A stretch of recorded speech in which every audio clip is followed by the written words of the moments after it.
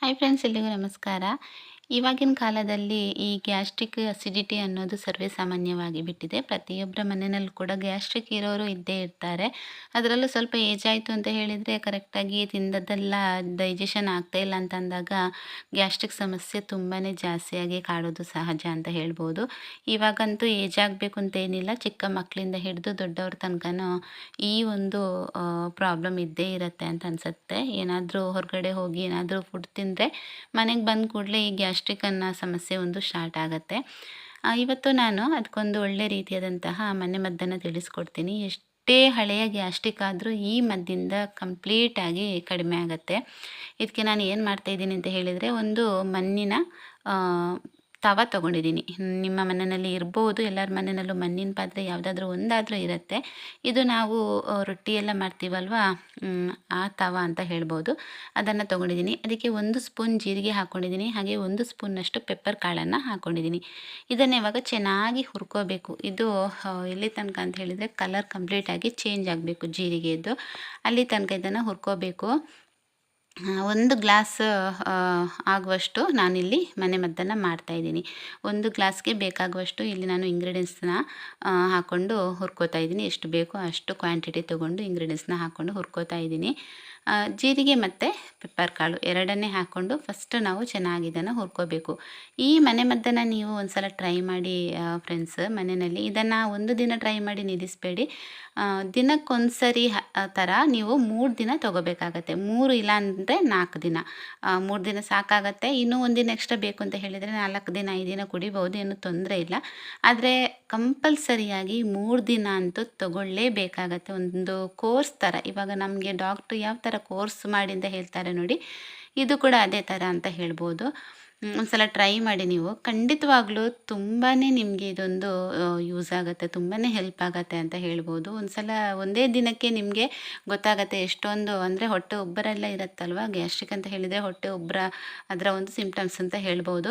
ಅದು ಕಂಪ್ಲೀಟಾಗಿ ನಮಗೆ ಫ್ರೀ ಆಗುತ್ತೆ. ಈ ಹೊಟ್ಟೆ ಉಬ್ಬರ ಎಲ್ಲ ಏನಿರುತ್ತೆ ಅದು ಕಂಪ್ಲೀಟಾಗಿ ಫ್ರೀ ಆಗುತ್ತೆ. ಹಾಗೆ ತಿಂದದ್ದು ಕೂಡ ಅಷ್ಟೇ ಕಂಪ್ಲೀಟಾಗಿ ಡೈಜೆಷನ್ ಕೂಡ ಆಗುತ್ತೆ. ಈಗ ಇದು ಆಗಿದೆ ನೋಡಿ, ಇಲ್ಲಿ ಕಂಪ್ಲೀಟಾಗಿ ಕಲರ್ ಕೂಡ ಚೇಂಜ್ ಆಗಿದೆ. ಈಗ ಇದನ್ನು ತೆಗಿಬೇಕು. ತೆಗೆದು ಒಂದು ಪ್ಲೇಟಿಗೆ ನಾನು ಇದನ್ನು ಶಿಫ್ಟ್ ಮಾಡ್ಕೊಂಡಿದ್ದೀನಿ. ವಾಪಸ್ ಅದೇ ತವನ ಇವಾಗ ಗ್ಯಾಸ್ ಮೇಲೆ ಇಡ್ತಾ ಇದ್ದೀನಿ. ಇಲ್ಲಿ ನಾನು 6 ಎಸ್ಲು ಬೆಳ್ಳುಳ್ಳಿನ ತೊಗೊಂಡಿದ್ದೀನಿ, ಸಿಪ್ಪೆ ಸಮೇತ. ಯಾವಾಗಲೂ ಅಷ್ಟೇ ಸಿಪ್ಪೆ ಸುಲಿದು ಇದನ್ನು ಹುರ್ಕೋಬಾರ್ದು, ಸಿಪ್ಪೆ ಸಮೇತನೇ ಹುರ್ಕೋಬೇಕು. ಇದು ಕೂಡ ಅಷ್ಟೇ 1 ಗ್ಲಾಸ್ ಮನೆಮದ್ದಿಗೆ ಇಷ್ಟು ಕ್ವಾಂಟಿಟಿಯಲ್ಲಿ ಬೆಳ್ಳುಳ್ಳಿ ಬೇಕಾಗುತ್ತೆ. ಸೊ ಇದನ್ನು ಇವಾಗ ಚೆನ್ನಾಗಿ ಹುರ್ಕೋಬೇಕು. ಎಷ್ಟರ ಮಟ್ಟಿಗೆ ಅಂತ ಹೇಳಿದರೆ ಇದು ಕೂಡ ಅಷ್ಟೇ ಕಪ್ಪಗಾಗಬೇಕು. ನಮಗೆ ಅದನ್ನು ಪುಡಿ ಮಾಡೋದಕ್ಕಿದೆ, ಪುಡಿ ಮಾಡಬೇಕಿದ್ರೂ ಅಷ್ಟೇ ಇದು ಅದ್ರ ಜೊತೆಗೆ ಚೆನ್ನಾಗಿ ಪುಡಿ ಆಗಬೇಕು. ಸೊ ಹಾಗಾಗಿ ಇದನ್ನು ಚೆನ್ನಾಗಿ ಹುರ್ಕೋಬೇಕಾಗತ್ತೆ. ನೀವು ಗ್ಯಾಸ್ನ ಹೈ ಫ್ಲೇಮಲ್ಲಿ ಇಟ್ಕೊಂಡೇ ಹುರ್ಕೋಬಹುದು, ಇದೇನೋ ಸೀದೋಗಲ್ಲ. ಜಾಸ್ತಿ ಫ್ಲೇಮಲ್ಲಿ ಇಟ್ಕೊಂಡು ಹುರ್ಕೊಂಡ್ರು ಬೇಗನೆ ಹುರಿದಾಗತ್ತೆ. ಸೊ ಹಾಗಾಗಿ ಇವಾಗ ಇದನ್ನು ಚೆನ್ನಾಗಿ ಹುರ್ಕೋತಾ ಇದ್ದೀನಿ. ನಿಮ್ಮ ಮನೆಯಲ್ಲಿ ಈ ಮನೆಮದ್ದನ್ನು ಚಿಕ್ಕ ಮಕ್ಕಳಿಗೂ ಕೊಡ್ಬೋದು, ಏಜ್ ಆದವರಿಗೆ ಕೊಡ್ಬೋದು. ಇವಾಗಂತೂ ಕೆಲವೊಬ್ಬರಿಗೆ ತುಂಬಾ ಮೆಡಿಸಿನ್ಗಳಿರುತ್ತೆ. BP, ಶುಗರ್, ಥೈರಾಯ್ಡ್ ಅದು ಇದು ಅಂತ ಕೆಲವೊಬ್ಬರಿಗೆ ಪಾಪ ತುಂಬಾ ಮೆಡಿಸಿನ್ಗಳಿರುತ್ತೆ. ಆ ಮೆಡಿಸಿನ್ ತೊಗೋತಾ ಇರಬೇಕಿದ್ರೆ ಏನಾಗುತ್ತೆ ಅಂತ ಹೇಳಿದರೆ ಗ್ಯಾಸ್ಟ್ರಿಕ್ ಪ್ರಾಬ್ಲಮ್ ಸ್ಟಾರ್ಟ್ ಆಗುತ್ತೆ, ಅಲ್ಸರ್ ಸ್ಟಾರ್ಟ್ ಆಗುತ್ತೆ. ಈ ರೀತಿಯಾದಂತಹ ಎಲ್ಲ ಸಮಸ್ಯೆಗಳು ಶುರುವಾಗುತ್ತೆ.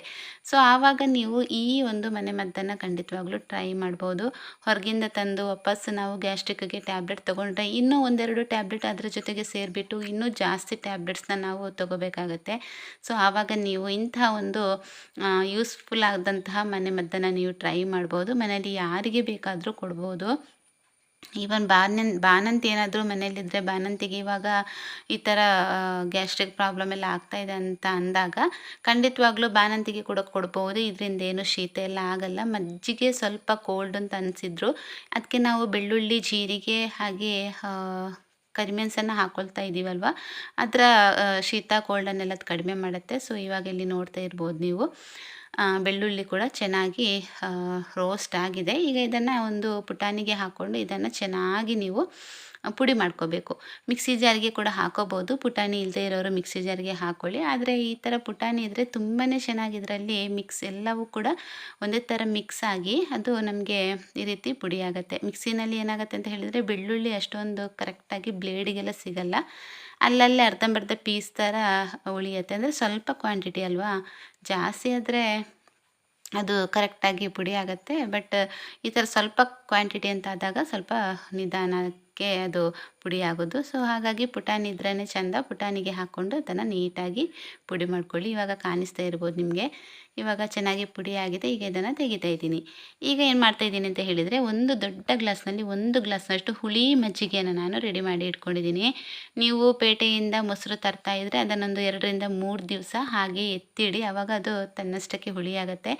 ನಿಮಗೇನಾದರೂ ನಾಟಿ ಹಸುವಿನ ಮಜ್ಜಿಗೆ ಅಂದರೆ ಹಾಲು ಹಾಕಿಬಿಟ್ಟು ಮಜ್ಜಿಗೆ ಮಾಡ್ತಾರಲ್ವ, ಅದೇನಾದರೂ ಸಿಕ್ಕಿದರೆ ಅದು ಇದಕ್ಕಿಂತಲೂ ಬೆಟರ್ ಅಂತ ಹೇಳ್ಬೋದು. ಪೇಟೆಯಿಂದ ತರುವಂತಹ ಮೊಸರಿಗಿಂತ ಕೂಡ ಅದು ಬೆಟರ್. ಅದನ್ನೇ ಉಪಯೋಗಿಸ್ಬೋದು. ಎಷ್ಟು ಹುಳಿಯಾಗಿರುತ್ತೋ ಮಜ್ಜಿಗೆ ಅಷ್ಟು ಒಳ್ಳೆ ರೀತಿಯಲ್ಲಿ ಇದು ರಿಸಲ್ಟ್ ಕೊಡುತ್ತೆ ಅಂತಲೇ ಹೇಳ್ಬೋದು. ಈಗ ನಾನು ಇದನ್ನು ಪುಡಿ ಮಾಡಿ ಇಟ್ಕೊಂಡಿದ್ದೀನಲ್ವ, ಜೀರಿಗೆ, ಬೆಳ್ಳುಳ್ಳಿ ಹಾಗೆ ಪೆಪ್ಪರ್ ಎಲ್ಲ, ಅದನ್ನು ಇದಕ್ಕೆ ಹಾಕಿಬಿಟ್ಟು ಸ್ವಲ್ಪ ಉಪ್ಪು ಹಾಕ್ತಾಯಿದ್ದೀನಿ. ಉಪ್ಪು ರುಚಿಗೆ ತಕ್ಕಷ್ಟು, ಎಷ್ಟು ರುಚಿಗೆ ಬೇಕೋ ಅಷ್ಟು ಉಪ್ಪು ಹಾಕ್ತಾಯಿದ್ದೀನಿ. ಉಪ್ಪು ಹಾಕೊಂಡ್ಬಿಟ್ಟು ಇದನ್ನು ನೀಟಾಗಿ ನೋಡಿ ಈ ರೀತಿ ಮಾಡಬೇಕು. ಇಲ್ಲಾಂತ ಹೇಳಿದ್ರೆ ಬರೀ ಸ್ಪೂನಲ್ಲಿ ನೀವು ಮಿಕ್ಸ್ ಮಾಡಿದರೆ ಅದು ಅಷ್ಟೊಂದು ಚೆನ್ನಾಗಿ ಅದರ ಈ ಬೆಳ್ಳುಳ್ಳಿ, ಜೀರಿಗೆ, ಪೆಪ್ಪರೆಲ್ಲ ಇರುತ್ತಲ್ವ, ಅದರ ಒಂದು ಸತ್ವ ಏನಿದೆ ನೋಡಿ ಅದು ಇದಕ್ಕೆ ಬಿಟ್ಕೊಳ್ಳಲ್ಲ. ಸೊ ಹಾಗಾಗಿ ಇದನ್ನು ಈ ರೀತಿ ಚೆನ್ನಾಗಿ ಒಂದು ಗ್ಲಾಸ್ ತಗೊಂಡು ಆಚೆ ಈಚೆ ಮಾಡ್ತಾ ಇರಬೇಕಾಗತ್ತೆ. ನಂತರ ಏನಂತ ಹೇಳಿದರೆ ಒಂದು ಸ್ಟ್ರೈನರ್ ತಗೊಂಡು ಇದನ್ನು ಸ್ಟ್ರೈನ್ ಮಾಡ್ಕೋಬೇಕು. ಬರೀ ಒಂದು ಸ್ಪೂನ್ ತಗೊಂಡು ಚೆನ್ನಾಗಿ ಸ್ಮ್ಯಾಶ್ ಮಾಡ್ತಾ ಮಾಡ್ತಾ ಇದನ್ನು ಸೋಸ್ಕೋಬೇಕು. ಯಾಕಂತ ಹೇಳಿದರೆ ಸತ್ವ ನೀಟಾಗಿ ಮಜ್ಜಿಗೆ ಜೊತೆ ಸೇರಬೇಕು. ಇದರದ್ದೆಲ್ಲ ಸತ್ವ ಮಜ್ಜಿಗೆ ಜೊತೆ ಸೇರಬೇಕು. ಅದಕ್ಕೋಸ್ಕರ ಈ ರೀತಿ ಮಾಡಬೇಕು. ಇನ್ನಿವಾಗ ಕುಡಿಯೋದಕ್ಕೆ ಕೊಡೋದು. ಇಷ್ಟೇ, ತುಂಬಾ ಸಿಂಪಲ್ಲಾಗಿ ಮಾಡೋದು. ಇದೊಂದು ತುಂಬ ಅಂದರೆ ತುಂಬಾ ಉಪಯೋಗ ಆಗುತ್ತೆ. ಹಾಗೆ ಗ್ಯಾಸ್ಟ್ರಿಕ್ ಕೂಡ ಅಷ್ಟೇ ತುಂಬಾ ಬೇಗ ಕಡಿಮೆ ಆಗುತ್ತೆ ಅಂತಲೇ ಹೇಳ್ಬೋದು. ಕೋರ್ಸು ಥರ ಮಾಡ್ಕೊಳ್ಳಿ. 3 ದಿನ ಇಲ್ಲ ಅಂತ ಹೇಳಿದರೆ 5 ದಿನ, ಎರಡರಲ್ಲಿ ನೀವು ಚೂಸ್ ಮಾಡ್ಕೋಬೋದು. ಸ್ವಲ್ಪ ಜಾಸ್ತಿ ಗ್ಯಾಸ್ಟ್ರಿಕ್ ಏನಾದರೂ ಇದೆ ಅಂತ ಅಂದಾಗ 5 ದಿವಸ ತೊಗೋಬೋದು.